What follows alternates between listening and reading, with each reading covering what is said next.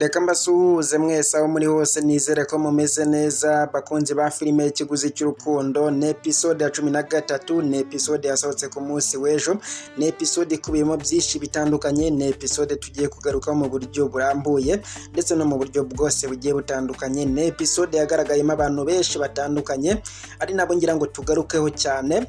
Turaza kwibanda cyane ariko kuri uyu mubosi ugaragara ahantu hose, yaba yicaye, yaba ahagaze, yaba ari gutembera, yaba yasohotse, yaba ari kumwe n'umwana cyangwa se ari wenyine. Icyo akoze cyose agaragara ari kwicupa ndetse ari no kwifata neza nk'uko yanabigarutseho, avuga yuko amafaranga afite azajya ayenjoyingamo, akazajya ayifatamo neza. Ibyo ngibyo ngira ngo twarabibonye ubwo yanabibwiraga mushiki we, ngira ngo ibyo byose turabizi. Nanone kandi turaza kugaruka kuri Anya, turaza kugaruka kuri Sharon, turaza kugaruka kuri Hari ndetse tugaruke no ku uyu mubosi n'ubundi Kennedy. Aba bombi turaza kugenda tubagaruka mu buryo burambuye. Ni episode rero ya 13, ni episode yasohotse ku munsi w'ejo, ni episode yagarutsweho byinshi bitandukanye, ni episode yumvikanyemo uyu mubosi n'ubundi uyu mukozi we waje kumusinyishaho. Yasanze uyu mubosi we n'ubundi ari kunywa inzoga, gusa ntiwamenya ngo yari ari kunywa inzoga y'ubuhe bwoko, kubera ko anywa inzoga nyinshi z'ubwoko bwinshi butandukanye. Ndagira ngo rero tugaruke kuri uyu muntu by'umwihariko uyu mubosi, tubanze tumurebe, tubanze dutekereze ngo ese abaye ari nkawe ni gute ushobora kwifata niba uri umuntu w'umubosi, uri umuntu umeze neza, ufite amafaranga, ukaba wajya mu mujyo w'uyu mugabo kubera ko yavuze ko amafaranga ye yose azayenjoyingamo, azayaryoshamo. Urumva ntabwo azaba ari wenyine, azaba ari kumwe n'abakobwa, azaba ari kumwe n'abana cyangwa se n'ibyana kumwe nyine babajene mujya mubyita. Ngira ngo ibyo byose murabizi, n'abasista bamwe na bamwe ngira ngo namwe mumaze kumenyera iyo mvugo nyine igenda ikoreshwa, ibyana ndetse n'abasani, ibintu nk'ibyo ngibyo ngira ngo murabizi. Ku basista ni abasani, ku basore cyangwa se ku ba bro ni ibyana. Ngira ngo ibyo byose murabizi. Ibyo byose rero nagira ngo tubigarukeho, ariko by'umwihariko ngira ngo mbanze mbabwire ngo ni mukande subscribe ku bantu batayikanze kuri B News TV 123 niba ari bwo bwa mbere. Ndizera yuko rero uribuka gukanda subscribe kugira ngo tujye dukomeza kugenda tubana muri rusange ndetse no mu bintu byinshi bitandukanye. Rero duhere kuri episode ya 13. Ngira ngo abantu benshi barabizi neza ko ngenda ngaruka cyane kuri Zara, nayo ndibuze kugenda nyigarukaho cyane ndetse ndaza kugenda mabwira update zose aho zigeze, cyangwa se amakuru y'iyi episode ya 19 yo kuri filime ya Zara aho igeze, ndetse n'uburyo ishobora kuba yasohokamo ndetse n'igihe ishobora kuba yasohokera. Gusa ntabwo ari nonaha, ariko nabyo ndibuze kugenda mbigarukaho, uretse kugenda ucikwa na byinshi ndagenda mbagezeho muri rusange. Ni episode rero ya 13 yasohotse ku munsi w'ejo y'ikiguzi cy'urukundo. Ni episode yari imeze neza cyane nk'uko twahereye kuri uyu mubosi.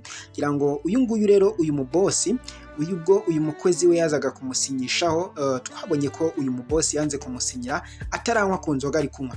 Ese kubera iki, cyangwa se ni iki cyatumye, cyangwa se byagenze gute kugira ngo uyu mubosi ahereze uyu mukozi we ku nzoga ari kunywaho, asomeho cyangwa se basangire kugira ngo abone uko amusinyira? Ndetse twabonye yuko ubwo uyu mukozi yari amaze kumubwira yuko ari mu kazi rwose, atanywa inzoga ari mu kazi, cyangwa se wenda byakabaye ari hanzeho, birumvikana yahita yinywa cyangwa se basangira. Ariko uyu mubosi aza kumubwira ko natayinywa atari bunamusinyire. Ese inzoga ihurira he no gukora akazi? Ese inzoga ihurira he no gusuzugura umuntu? Ese inzoga ihurira hehe no kuba umuntu yagusinyira cyangwa nagusinyira? Birumvikana uyu mubosi yabifashe nkaho byashoboka ko amusuzuguye, cyangwa se wenda sinzi ubundi buryo yabifashemo, ariko nyine urumva uburyo yabifashemo cyangwa se yarabifashemo ko byari biremereye. Ndagira ngo nawe mbwire mu bitekerezo byanyu, muri comment zanyu, ese abaye ari nkawe uri ufite umubosi nk'uyu nguyu, bikaba ngombwa ko ujya kumusinyishaho wenda ni raporo, ni dokima, wenda ni imibyizi se we hari ibintu nk'ibyo, bigasaba ko akubwira ubu buryo nk'ubu, cyangwa se burya ni na kondisiyo, kubera ko niba umuntu akubwiye ngo ukora ikintu utagikora, ntabwo nanjye ndi bugukorera iki, burya ni kondisiyo aba agusizeho. Kandi nyine urumva ntabwo biba byoroshye iyo utabikoze nyine ubwo biba birangiye. Iyo ubikoze aho ngaho ari sava kuri mwese, urumva umubosi aba yishimye, umukozi nawe aba yishimye kubera ko asinyiwe, niba ari amafaranga yaragiye gusinyisha, niba ari imibyizi yaragiye gusinyisha, urumva yuko nyine ibyo byose baba bibonye kubera yuko yasomye kuri ya nzoga cyangwa se yumvise ikindi kintu wa mubosi yamubwiye. Birumvikana iyo mubwira ngo wenda ngutumye ahantu, urumva yari mu kazi, yari guhita agenda, cyangwa se yamubwira ngo kora iki ngiki yari guhita agikora, ariko kumubwira ngo nanywe inzoga byashoboka yuko n'uyu mukozi yashakaga kwereka bosi we yuko iyo ari mu kazi nta bindi bintu aba ashaka kuvangamo, nta bindi bintu aba ashaka kuba yakoreramo bitajyanye n'akazi ari gukora, bihabanye n'akazi ari gukora. Gusa ntawamenya niba wenda ariko yabitekereje cyangwa se ariko yabyumvaga, cyangwa se wenda n'iyi nzoga yarayishakaga, wenda hari mu buryo bwo kugira ngo yereke bosi we ko atavanga inzoga n'akazi, bikaba ngombwa yuko abanza kumuhakanira. Ibyo byose nabyo birashoboka.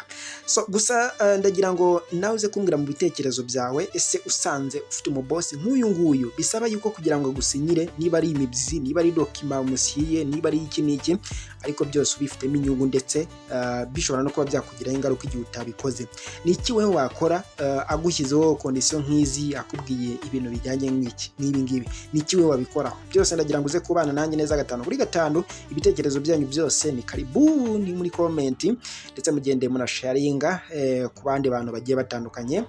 Ni ya filime Ikiguzi cy'urukundo, dutegereje episode ya 14. Rero ndagira ngo mbere yuko tugira ku bya episode ya 14 tugaruke kuri uyu nguyu Sharon. Uyu Sharon ngira ngo murabona yuko ari umukobwa mwiza cyane, ni umukobwa uryamye ku ntebe, ni umukobwa uhamagawe n'uyu muvandimwe, kubera ko ngira ngo murabibona ko duhere kuri episode ya 13. Ntabwo aba bantu bose ndabamedita ku buryo nagenda mavuga neza, nagenda mbagarukaho neza, agenda agenda mbaha agasobanuye nyine kari fresh nk'uko mubyumva, nk'uko mubishaka cyangwa se nk'uko mubitekereza.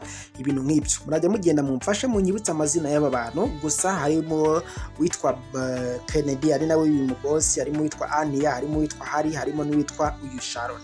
Aba bombi ngira ngo bose ndabazi kandi ngenda mbagarukaho cyane. Birumvikana ntabwo bose umuntu yahita bamenya, dore yuko harimo n'abagenda baza umunsi ku wundi.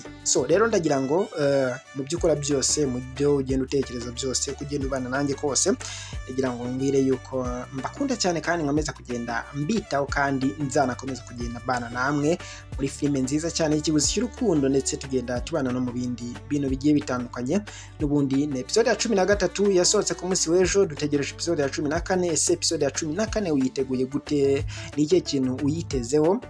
Ni ikihe kintu wayivugaho? Ibyo byose rero muze kumfasha durire hasi muri comment, kugira ngo tujye dukomeza kugenda tumenya byinshi, tugenda twibandaho cyane. Ndetse nanone muraza kugenda mumbwira n'abantu benshi mwagiye mwibandaho, mwumva yuko batabura muri iyi filime Ikiguzi cy'urukundo, mwumva yuko aba bantu bagenda babafasha. Ese mukuramo iki kuri iyi filime Ikiguzi cy'urukundo? Ni iyihe nyigisho, ni ubuhe bumenyi, ni ikihe kintu kindi mukuramo? Ibyo byose nagira ngo uze kubana nanjye muri komenti, tugende dusangira ndetse tugenda tunahuza, ndetse tugenda tununganirana mu guhanahana cyangwa se mu kungurana ubumenyi n'ibitekerezo. Ndabakunda cyane. Ciao ciao.